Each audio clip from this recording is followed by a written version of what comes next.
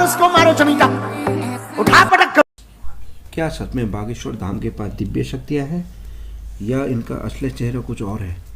Police ने सारी बातें जानकर सामने खड़े कर दिए। दोस्तों, आजकल यूट्यूब पर फिल्में हीरो हीरोइन कम और बाबा बागेश्वर धाम के बारे में कुछ ज़्यादा ही है। आए दिन इनके कोई ना कोई वीडियो वायरल होती है और बाबा बागेश्वर धाम ने इतनी जल्दी इतने कम आयु में कैसे प्रसिद्धियाँ हासिल कर दी है, आइए जानते हैं। दोस्तों, हमारे देश में बाबा संत बहुत है जो कि कोई अपने परिवर्तन से आकर्षित करते हैं और कुछ बाबा तो ऐसे हैं जो अपने भक्तों को गुलाब जामुन और समोसा खाने की सलाह देते हैं। खैर दोस्तों, इस तरह के ज्यादातर बाबा आज खुद जेल की हवा खा रहे हैं, लेकिन एक जनाब ऐसे हैं जो छाती ठोककर सच्चे दिल से लोगों की सेवा करने में लगे हुए हैं।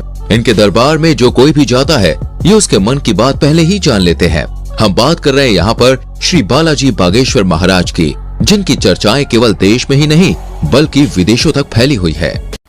बागेश्वर बाबा ने देश में नहीं विदेशों में भी अपना दरबार सजाया हुआ है और जब वो अपने कड़क आवाज में और अंदाज तो भक्त अपने आस्था में लीन हो जाते हैं। कुछ लोग रोना पीटना भी शुरू कर देते हैं, लेकिन इनके पीछे की सच्चाई क्या है बाबा के सामने आते ही सब लोग भूल जाते हैं। आइए ये बताते सबसे पहले कि बागेश्वर धाम बाबा का असली नाम है धीरेन्द्र कृष्ण शास्त्री और इनका जन्म एक बहुत ही गरीब परिवार में हुआ था। गरीब परिवार में जन्म लेने के बाद भी आज बाबा बागेश्वर धाम बड़े बड़े अरबपति को भी अपने दरबार में झुकाने की शक्ति है। कहा जाता है कि धीरेन्द्र प्रताप बचपन से ही हनुमान जी के भक्त थे और बचपन से ही हनुमान जी की सेवा करी थी और इनका पूरा ध्यान हनुमान जी की सेवा में लगा रहता था। इतनी बड़ी के बाद धीरेन्द्र कृष्ण स्वामी को कुछ ऐसी शक्तियां प्राप्त हुई जिनकी मदद से आज ये सामने मौजूद व्यक्ति के बिना बताए ही उनकी परेशानियां समझ जाते हैं और उसे पर्चे में लिख देते हैं। धीरेन्द्र कृष्ण स्वामी हनुमान जी के परम भक्त हैं और 12 साल की छोटी सी उम्र से ही इन्होंने बालाजी यानी कि हनुमान जी की सेवा शुरू कर दी थी।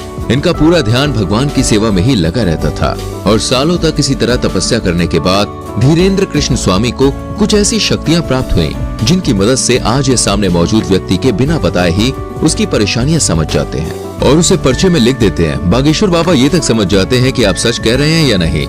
इनके द्वारा लिखा गया एक एक शब्द 100% सत्य होता है, जिसका सबसे बड़ा प्रमाण ये है कि आज तक कोई भी इन्हें झूठा साबित नहीं कर पाया है। असल में होता यह है कि जिस किसी भी शख्स की अर्जी को बालाजी सरकार स्वीकार कर लेते हैं, उस व्यक्ति को या फिर उसके परिवार के किसी भी व्यक्ति को लगातार 2 दिन सपने में बंदर नजर आते हैं। और ये कोई मनगढ़ंत बात नहीं है दोस्तों। जितने भी लोगों की अर्जियां लगी हैं, उन्होंने खुद इस बात को स्वीकार किया है।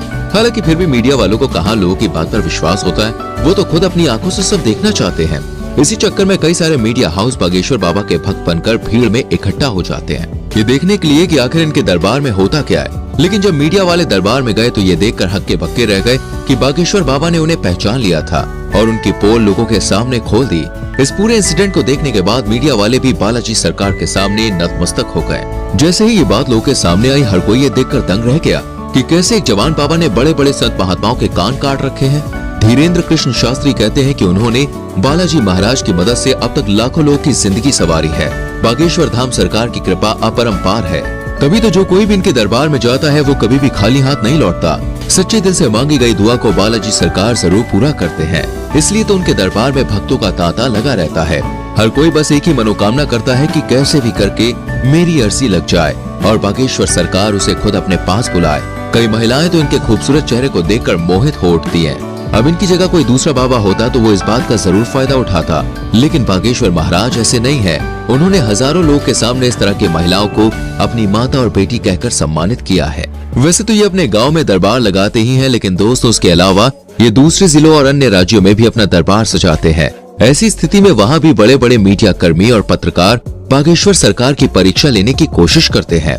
ये नौजवान युवक माथे पर तिलक लगाकर आखिर लोगों को फंसा रहा है क्या, या फिर वाकई में इसके अंदर कोई दिव्य शक्तियां हैं भी, जिसकी वजह से दोस्तों एक बार तो बागेश्वर महाराज जी की तरफ से पत्रकारों को चैलेंज दिया गया, जिसमें पत्रकारों को हार का सामना करना पड़ा, क्योंकि अपने दरबार में आने वाले हर एक शख्स के मन में क्या चल रहा है उसका ज्ञान बागेश्वर सरकार को बखूबी रहता है। वैसे बहुत ही कम लोगों को धीरेन्द्र कृष्ण शास्त्री की बैक स्टोरी पता है। असल में इनके दादाजी भी बालाजी के बहुत बड़े भक्त थे और वो भी अपना दरबार सजाकर लोगों के कष्टों को दूर करते थे।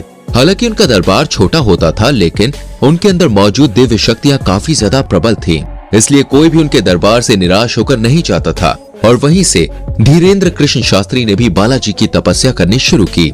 धीरे धीरे यह हनुमान जी के परम भक्त बन गए, परंतु उनके दादाजी की मृत्यु के बाद दरबार सूना सा हो गया, जिसके बाद लोगों ने धीरेन्द्र शास्त्री से दरबार सजाने के लिए कहा। शुरुआत में उन्हें अपनी शक्तियों का ज्ञान नहीं था, इसलिए वो इस तरह की चीजें नहीं करना चाहते थे और सिर्फ बालाजी महाराज की भक्ति करना चाहते थे। लेकिन फिर जैसे जैसे धीरेन्द्र शास्त्री के अंदर की शक्तियां बढ़ने लगी, वह लोगों की मन की बातें पहचानने लगे और एक टाइम ऐसा आया जब उनके अंदर भी अपने दादाजी की तरह ही दिव्य शक्तियां आ गईं और अपनी शक्तियों की वजह से गांव में रहने वाला एक साधारण बालक आज पूरी दुनिया में बागेश्वर धाम सरकार के नाम से प्रसिद्ध है। दोस्तों, ये भारत का एकमात्र ऐसा धाम है जिसने साइंस और टेक्नोलॉजी को भी हिला कर रख दिया है और सोचने पर मजबूर कर दिया है, आखिर भाई ऐसा कैसे हो सकता है। क्योंकि अगर बागेश्वर धाम के महाराज धीरेन्द्र शास्त्री से पूछें तो वो कहते हैं ये सब कुछ उनके दादाजी और बालाजी की कृपा से मुमकिन हो पाता है। वो खुद कुछ भी नहीं करते, लेकिन अगर आप हमारी माने तो ये सब कुछ धीरेन्द्र शास्त्री के कठोर परिश्रम की वजह से संभव हो पाया है।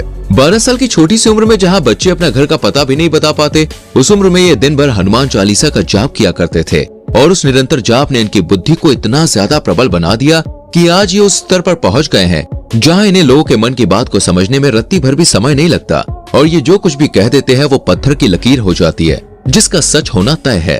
और इसके एक दो नहीं बल्कि कई सारे एग्जाम्पल्स दिए गए हैं। लेकिन दोस्त, इनके दरबार में आने वाला हर भक्त सच्चे दिल से आया हो ये जरूरी नहीं, क्योंकि कुछ लोग अपनी बुरी नीयत को पूरा करने के लिए भी भगवान का ही रास्ता चुनते हैं। और जब कोई ऐसा इंसान इनके दरबार में आता है, ये दूर से ही उसे पहचान कर उसके मन की गंदगी को लोगों के सामने साफ जाहिर करते हैं, ताकि कोई भी ईश्वर के दरबार में बुरी नीयत के साथ न आए।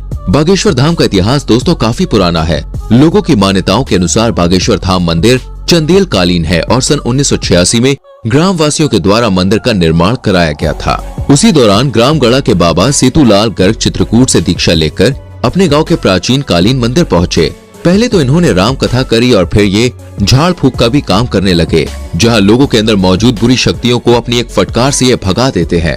लोगों का ऐसा कहना है कि जो कोई भी भूत प्रेत की शिकायत लेकर इनके दरबार में आता है वो हमेशा हमेशा के लिए ठीक हो जाता है। दोस्तों, हर मंगलवार को लगने वाला दिव्य दरबार सबसे ज्यादा प्रसिद्ध है, जिसमें लोग अपनी अर्जी लगाते हैं। लोग अर्जी लगाने के बाद यहाँ के टोकन्स को खरीदते हैं और फिर नारियल को लाल कपड़े में बांधकर अपनी मनोकामना पूरी करने के लिए यहाँ पर किस बार मंदिर की परिक्रमा लगाते हैं। यहाँ पर अर्जी लगाने के लिए लोगों की लाइन बहुत लंबी होती है और उसके बाद बागेश्वर धाम के दिव्य दरबार में जाकर श्री धीरेन्द्र कृष्ण महाराज के प्रवचन सुनते हैं लोग। और इसलिए चाहे पुलिस हो या फिर मीडिया, कोई भी ये नहीं कह सकता कि बागेश्वर धाम पाखंड है या फिर यहाँ पर लोग के साथ फ्रॉड होता है। लोग पूरी आस्था और विश्वास के साथ यहाँ आते हैं और खाली हाथ नहीं जाते। तो दोस्तों, आज के लिए बस इतना ही। आपको ये वीडियो कैसा लगा कमेंट्स बॉक्स में कमेंट्स करके बताइए और चैनल में नहीं है तो चैनल को सब्सक्राइब और लाइक कीजिए और शेयर कीजिए। Thank you, bye bye.